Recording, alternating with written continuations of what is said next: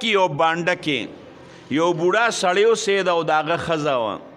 یو زوی یې دی یو نه لونه شته او نه د هغه نور زامن شته دغې بوډا بابا به پردې زمینداري کوله او یو غوا به یې ساتله په هغې باندې خپله ګزاره کوله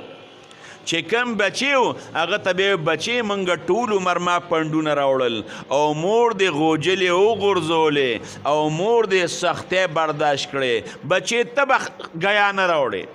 ته خپل سکول وایه دغې بچي باندې سکول وې هغه بچی یې ذهین و پلار مونځګزاره مون مونږګزاره بچی یې دیندار او مونځ او دس پی کو بچی پرز مونس کوا او خپل سبق وایه خواري کوه بچی زمونږ د حال ته وګوره هېڅ څوک نشته نه د ماماګان شته بچی او نه د ترونه شته دغه ته زمونږ دغه یو اسری بچی بس خپل سبق وایه